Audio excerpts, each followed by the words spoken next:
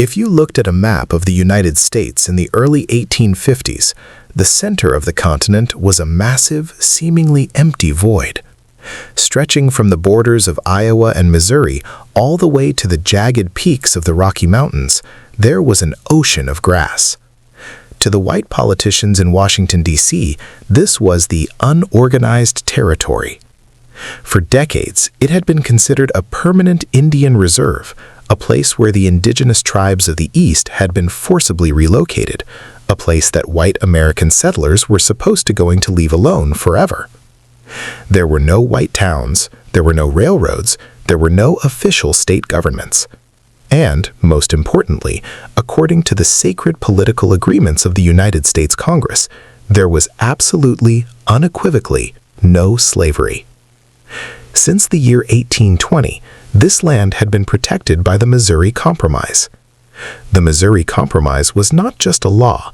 To the American North, it was an article of political faith. It was a line drawn in the dirt at the 36-degree 30-minute parallel. The agreement was simple. Slavery was allowed south of the line, but any new territory north of that line was to be free of human bondage forever. For over 30 years, that line held the United States together. It was the physical boundary that prevented the North and the South from slaughtering each other. But in 1854, one incredibly ambitious politician decided to take an eraser to that line. When the Missouri Compromise line was erased, the political Cold War that had paralyzed the United States for decades instantly turned hot. The debate over human slavery was removed from the marble halls of the United States Senate and relocated to the muddy, freezing creeks of the Midwestern Prairie. The politicians stopped using words, and the citizens started using lead. What followed was a horrific, bloody, and deeply personal proxy war. Northern abolitionists and Southern slaveholders, recognizing that whoever controlled this empty grass would eventually control the destiny of the entire American continent, began flooding into the territory. They did not come to farm, they came to fight. They brought printing presses, they brought ballot boxes, and they brought thousands of crates of heavy artillery and repeating rifles. They burned down each other's towns. They dragged men from their beds in the dead of night and hacked them to pieces with broadswords. They rigged elections with thousands of fraudulent votes, enforced by the barrels of loaded revolvers. For the next 7 years, this territory would be known to the world by a single, terrifying nickname: Bleeding Kansas. American history books often tell us that the American Civil War began in April of 1861, when Confederate artillery fired on Fort Sumter in South Carolina. That is a geographical myth. The American Civil War did not begin in the harbor of Charleston. It began 5 years earlier, in the deep ravines of the Kansas Prairie, led by men who had realized that compromise was a delusion, and that the original sin of the American Republic could only be washed away with blood. This is video 39 of the Nostalgia History series.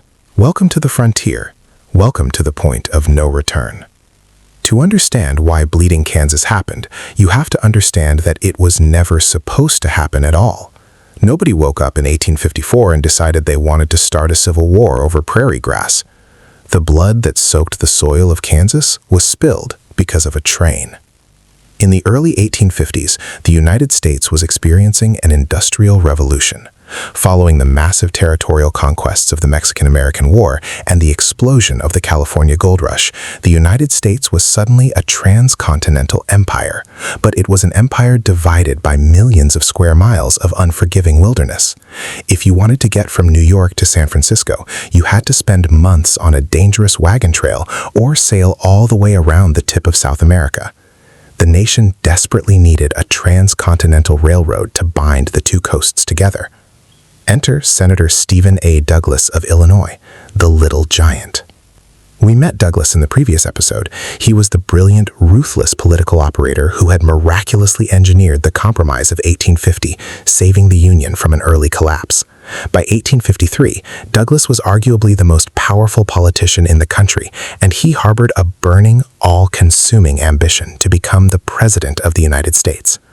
Douglas wanted the Transcontinental Railroad to start in his home state of Illinois, specifically in the booming city of Chicago.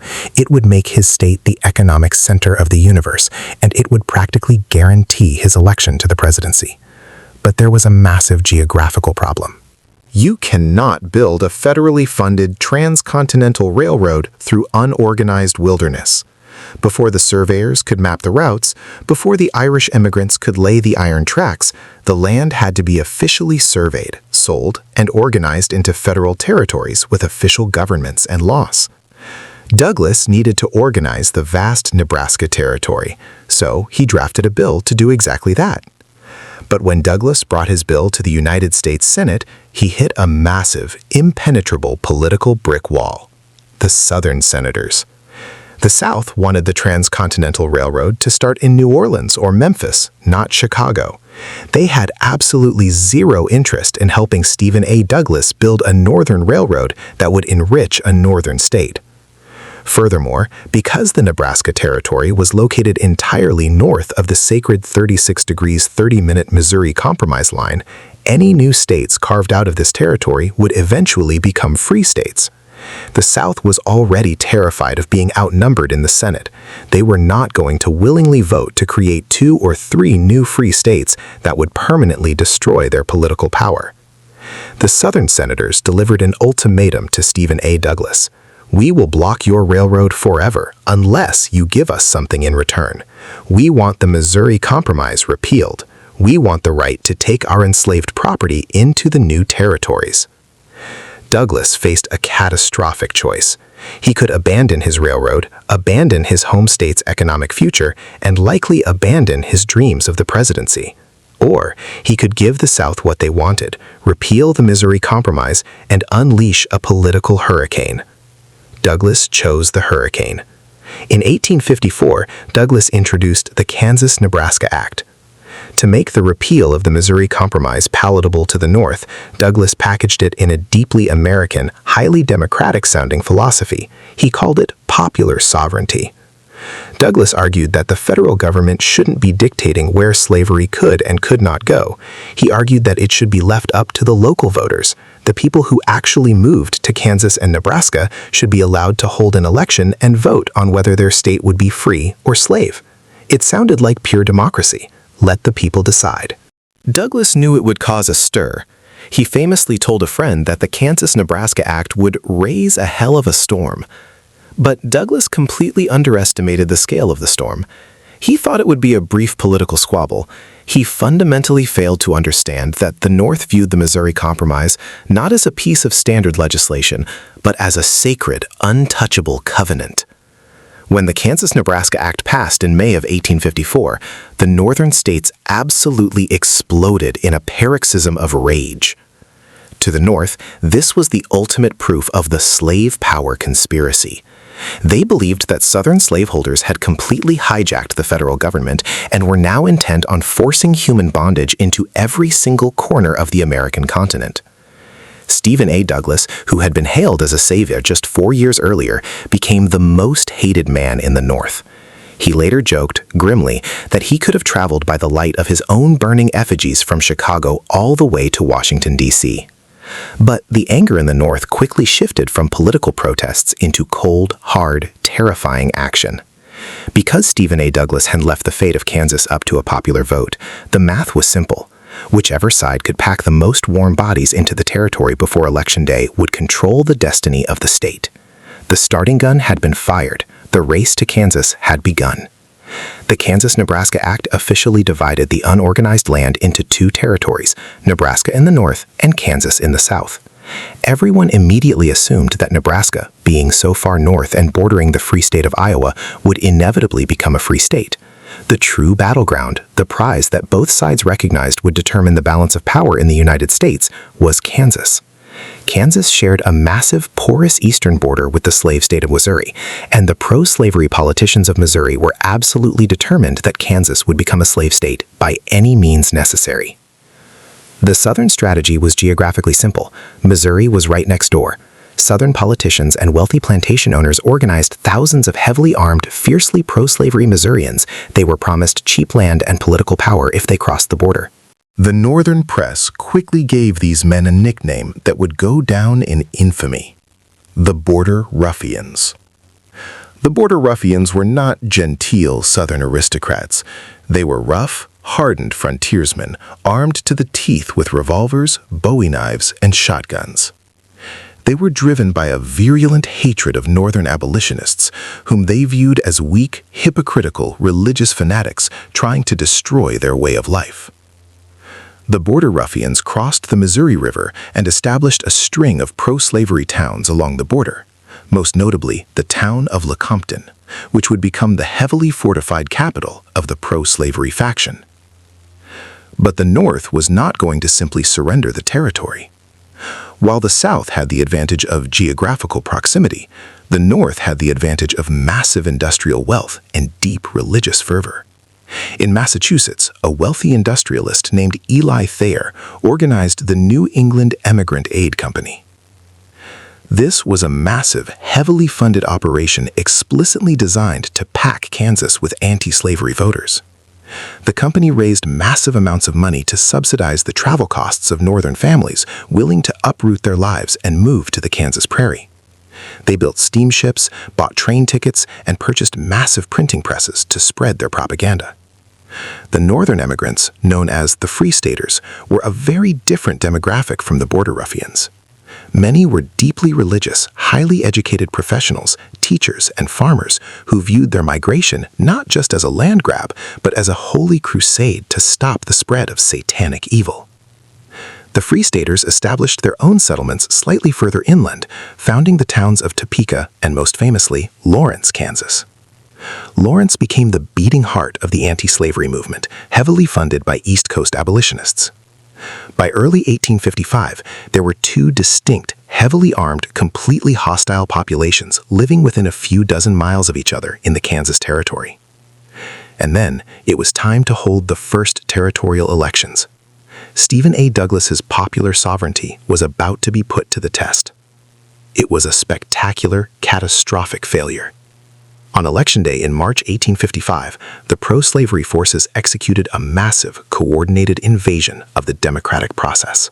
Nearly 5,000 heavily armed Border Ruffians from Missouri rode across the border into Kansas. They were not residents of Kansas. They had no legal right to vote there, but they had guns. They rode into the polling stations, pointed revolvers at the heads of the election judges, and threatened to blow their brains out if they didn't hand over the ballot boxes. They stuffed the boxes with thousands of fraudulent, illegal pro-slavery votes. In some districts, there were more pro-slavery votes cast than there were actual living human beings in the entire county. The result was a completely fraudulent, overwhelmingly pro-slavery territorial legislature. This rogue government set up shop in Lecompton and immediately began passing laws that were essentially tyrannical.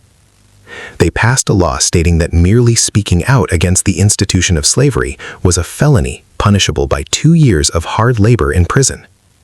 They passed a law stating that assisting a runaway slave was a capital offense punishable by death. The Free Staters in Lawrence looked at this fraudulent, tyrannical government and completely rejected it. They refused to recognize its authority. They refused to obey its laws. Instead, the Free Staters held their own rogue elections, drafted their own anti-slavery constitution, and established a completely separate rival government in the town of Topeka. By the end of 1855, the territory of Kansas had 2 separate capital cities. It had 2 separate governors. It had 2 separate legislatures. And both of them were claiming to be the sole legitimate government of the territory, while desperately begging the federal government in Washington, D.C. to send the United States military to crush their rivals. The legal system had completely collapsed. The political system had completely collapsed. The only authority left in Kansas was the authority of the gun. And the guns were arriving by the thousands. Back in New York, a famous abolitionist preacher named Henry Ward Beecher, the brother of Harriet Beecher Stowe, who wrote Uncle Tom's Cabin, was preaching to massive congregations. Beecher told his followers that sending Bibles to Kansas to convert the Border Ruffians was a waste of time. He famously declared that there is more moral power in 1 Sharps rifle, so far as the slaveholders of Kansas are concerned, than in 100 Bibles. Northern abolitionists began shipping massive crates of heavy breech-loading repeating rifles to the Free Staters in Lawrence. To disguise the shipments from pro-slavery inspectors on the Missouri River, they painted the words Bibles or books on the wooden crates. These deadly, state-of-the-art weapons quickly earned a terrifying, ironic nickname on the frontier. They were known as Beecher's Bibles. The powder keg was packed, sealed, and soaked in gasoline. It just needed a spark. In May of 1856, that spark was ignited in two different places, almost simultaneously. One was the muddy streets of Lawrence, Kansas. The other was the marble floor of the United States Senate. By the spring of 1856, the pro-slavery government sitting in Lecompton, Kansas, had decided they were done playing politics.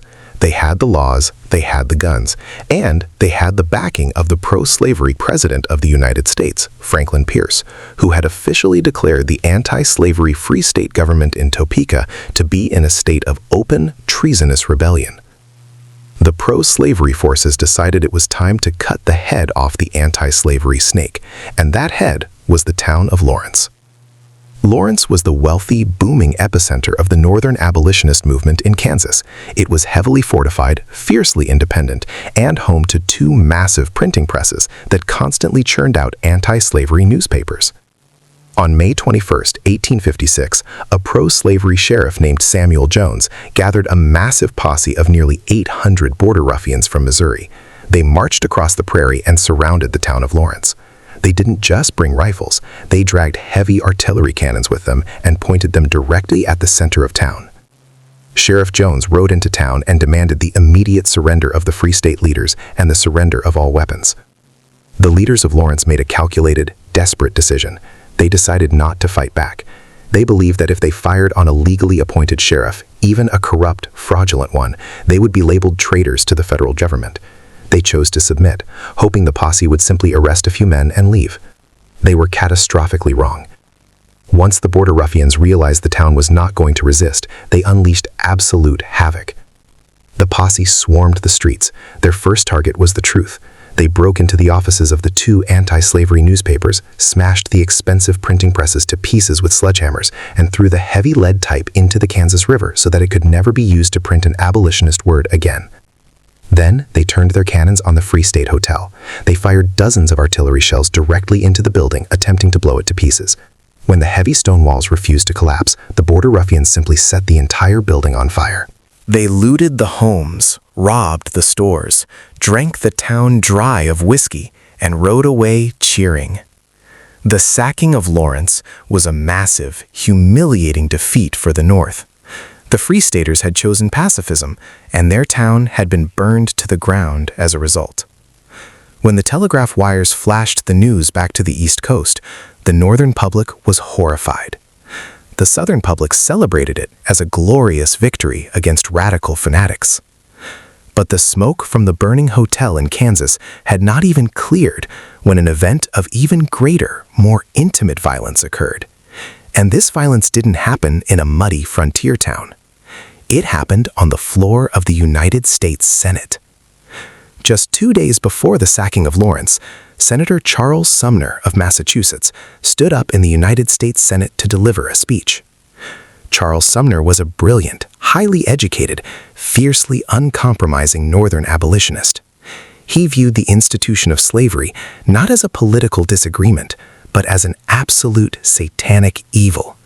And he viewed the Southern politicians who defended it as agents of that evil. Sumner had watched the violence escalating in Kansas, and he decided to launch a rhetorical nuclear weapon. His speech was titled, "The Crime Against Kansas." For 2 days, Sumner unleashed a torrent of absolute blistering hatred upon the South. He didn't just attack the institution of slavery, he made it deeply, viciously personal. He specifically targeted Senator Andrew Butler of South Carolina, an elderly, respected Southern politician who had helped author the Kansas-Nebraska Act. Sumner mocked Butler's physical ailments, and then he delivered an insult that, in 1856, was designed to draw blood. Sumner declared that Senator Butler had taken a mistress, but it was not a human mistress. Sumner said, "He has chosen a mistress who, though ugly to others, is always lovely to him. though polluted in the sight of the world, is chaste in his sight. I mean the harlot, slavery. In the honor-bound, aristocratic culture of the American South, an insult like that required satisfaction. It required a duel. But Senator Butler was elderly, and Charles Sumner was a Northerner who did not believe in the code of dueling. Enter Representative Preston Brooks of South Carolina. Brooks was Senator Butler's young cousin. When Brooks read the transcript of Sumner's speech, he was consumed by an absolute blinding rage.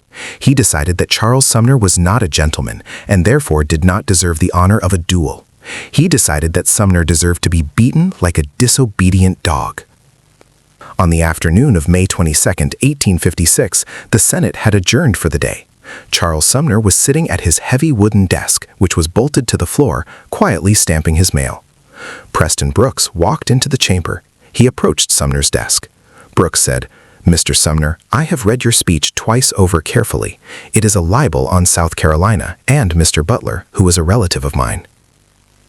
Before Sumner could even stand up to defend himself, Preston Brooks raised his heavy, gold-headed cane and brought it down on Sumner's skull with terrifying, shattering force.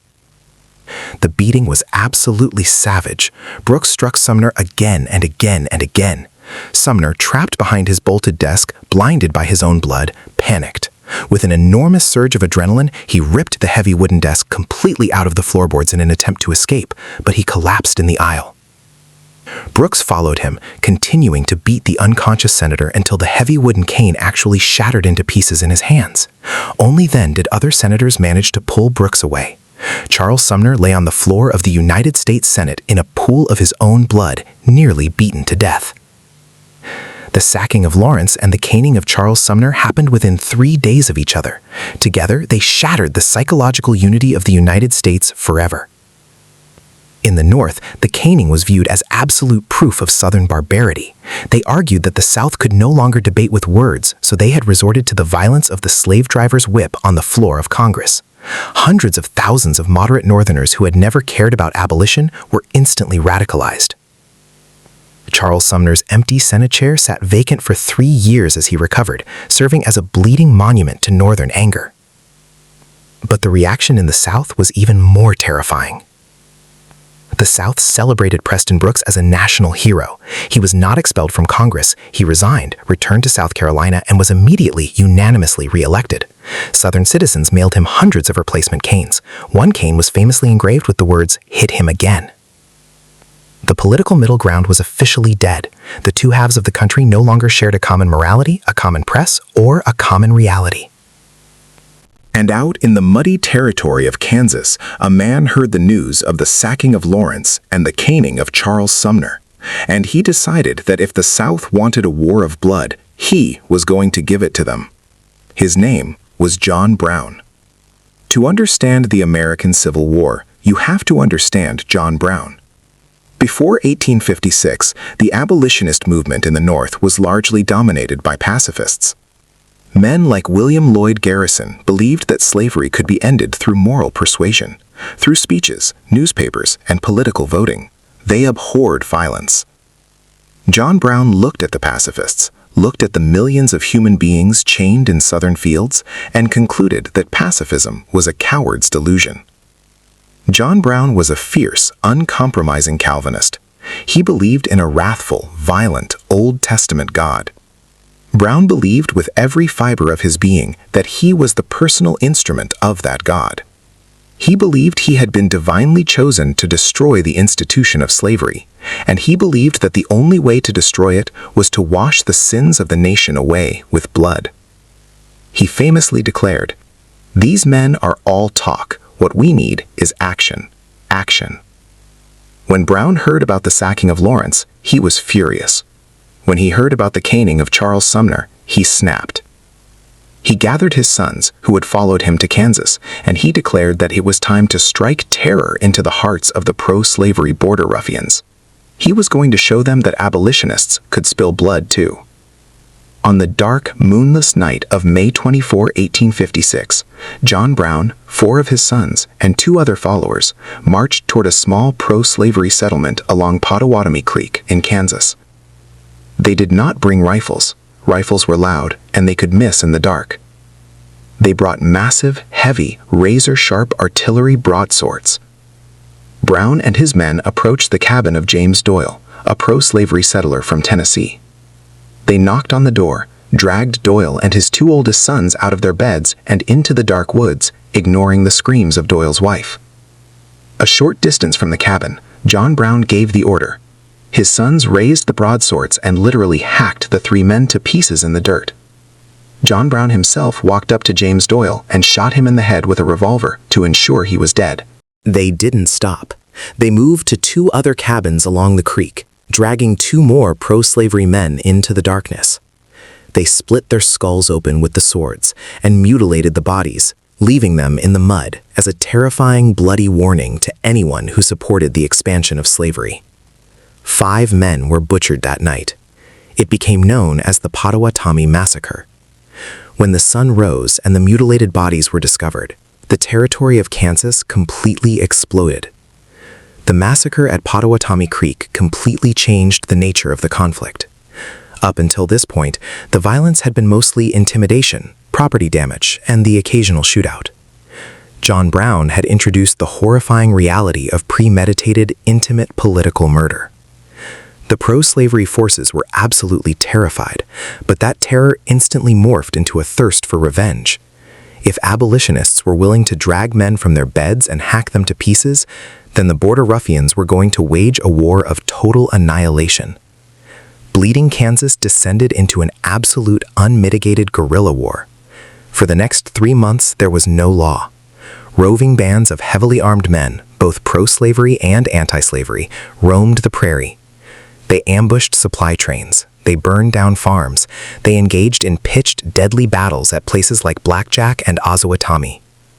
John Brown became a hunted man, hiding in the ravines, fighting skirmishes and cementing his legend among radical abolitionists as the only man willing to actually fight the slave power with steel. The federal government was completely paralyzed. 2 successive territorial governors resigned in absolute despair, realizing that it was impossible to govern a population that was actively trying to slaughter itself. Eventually, the United States Army had to be deployed to Kansas, not to fight Native Americans, but to separate white American citizens from killing each other. The Kansas-Nebraska Act, designed by Stephen A. Douglas to peacefully organize a territory for a railroad, had instead sparked the first violent battles of the American Civil War. By the end of 1856, roughly 200 people had been murdered in Bleeding Kansas. Millions of dollars in property had been destroyed. But the most catastrophic damage was not the body count on the prairie. It was the psychological damage inflicted on the entire American Republic. John Brown had proven that the issue of slavery could not be solved by compromise, could not be solved by voting, and could not be solved by debate. He had forced the country to realize that the only way the American paradox was going to be resolved was through the crucible of absolute violence. And John Brown was not finished. He was going to leave Kansas. He was going to return to the east, and he was going to plan an attack so audacious, so terrifying, that it would force the entire nation into uniform. While the violence in Kansas was tearing the country apart with bullets and broadswords, a different kind of battle was reaching its terrifying conclusion in the basement of the United States Capitol. By 1857, the political system had failed completely to solve the crisis of slavery. The legislative branch had passed the disastrous Kansas-Nebraska Act. The executive branch under President Franklin Pierce had actively supported the pro-slavery border ruffians. The last remaining hope for a peaceful resolution rested on the third branch of government, the United States Supreme Court. The country desperately needed the court to provide a definitive legal ruling that would settle the chaos. The court chose to settle the chaos by lighting the entire country on fire. The case was Dred Scott v. Sanford. Dred Scott was an enslaved black man whose owner, an army surgeon, had taken him out of the slave state of Missouri and transported him into the free state of Illinois and then into the free Wisconsin territory. Scott had lived in these free territories for years. According to a long-standing legal principle, once free, always free, if an enslaved person was voluntarily brought by their owner into a jurisdiction where slavery was illegal, that person was legally emancipated. Supported by abolitionist lawyers, Dred Scott sued for his freedom. His argument was incredibly simple. I lived in a free state. Slavery is illegal there. Therefore, I am a free man. The case wound its way through the lower courts for an agonizing 11 years, finally reaching the Supreme Court in 1856. The Supreme Court in 1857 was heavily stacked. Of the 9 justices, 7 were Democrats, and 5 were Southern slaveholders. The Chief Justice was a man named Roger B. Taney of Maryland. Taney was a fierce, unapologetic defender of the Southern social order. When the Dred Scott case arrived on his desk, Taney didn't just want to decide the fate of one man. He wanted to use this case as a massive judicial weapon to destroy the anti-slavery movement forever. On March 6, 1857, Chief Justice Taney read the majority opinion of the court. It is widely considered the most catastrophically flawed and morally abhorrent decision in the history of American jurisprudence. Taney's decision did 3 terrifying things. First, Taney ruled that Dred Scott, because he was of African descent, was not a citizen of the United States. And because he was not a citizen, he had absolutely no legal right to sue in a federal court. But Taney went further. He didn't just exclude Dred Scott. He explicitly declared that no black person, whether enslaved or free, regardless of where they were born, could ever be an American citizen. Taney famously and horrifyingly wrote that black Americans, quote, had no rights which the white man was bound to respect. Second, Taney completely invalidated the entire basis of Dred Scott's claim. Taney ruled that enslaved people were property, protected by the Fifth Amendment of the Constitution. Therefore, the federal government had absolutely no legal authority to ban slavery in any territory. With the stroke of a pen, Chief Justice Taney declared that the Missouri Compromise, which had already been repealed by Congress, was actually unconstitutional from the moment it was signed in 1820. But it was the third implication of the ruling that completely broke the United States. If the federal government could not ban slavery in the territories because slaves were protected property, what was stopping a slaveholder from moving his property into Massachusetts, or New York, or Ohio? The Dred Scott decision essentially legalized slavery nationwide. It destroyed the concept of a free state. To the Northern public, it was the ultimate confirmation of the slave power conspiracy. The Supreme Court had just told the North that their state laws banning human bondage were completely irrelevant, and that slavery was the supreme, inescapable law of the land. Instead of ending the crisis, the Dred Scott decision radicalized the North to a terrifying degree. When a relatively obscure Illinois lawyer named Abraham Lincoln read the Dred Scott decision, he was horrified. Lincoln realized that the country had reached an existential breaking point. He declared that a nation could not survive half slave and half free. It had to become all one thing or all the other. And out on the violent frontier of Kansas, the Dred Scott decision confirmed to John Brown that the government in Washington was entirely corrupted by the slave power. He knew that the Supreme Court would never abolish slavery. He knew it was time to take his war from the muddy creeks of Kansas and strike at the very heart of the American military machine. By 1858, the intense guerrilla war in Kansas began to burn itself out. The Free State population had completely overwhelmed the pro-slavery forces through sheer numbers. It was becoming obvious that, despite the fraud and the violence, Kansas would eventually enter the Union as a free state. But the damage was permanently done. Bleeding Kansas completely destroyed the American political system. It shattered the Whig Party. It divided the Democratic Party into bitterly hostile Northern and Southern factions, and it gave birth to a brand new, massive, exclusively Northern political organization, the Republican Party. The United States was no longer divided by political ideology. It was divided by geography. The men who fought in the muddy trenches of Kansas learned a terrifying lesson. They learned that violence works. The border ruffians learned that fraud and intimidation could hijack a government. The abolitionists learned that if you want to protect your freedom, you have to buy a Sharps rifle. The Proxy War trained an entire generation of men to kill each other over the question of human slavery. But John Brown was leaving Kansas. Brown believed that the violence in Kansas, while necessary, was merely a border skirmish. He believed that to truly destroy the institution of slavery, you had to strike it at its root. He developed an incredibly audacious, deeply suicidal plan. He was going to take the guerrilla tactics he had learned on the prairie, march into the heart of the American South, and start a massive armed slave rebellion that would sweep across the continent in a tide of righteous blood. He needed weapons, he needed men, and he needed a target. He chose a small, quiet industrial town nestled in the mountains of Virginia, right at the confluence of the Potomac and Shenandoah rivers. Harpers Ferry. Inside the brick walls of the Federal Armory and Harpers Ferry were 100,000 rifles and muskets belonging to the United States government. John Brown intended to steal them all, hand them out to the enslaved population, and wage a holy war against the United States of America. He was going to force the country to look directly into the abyss.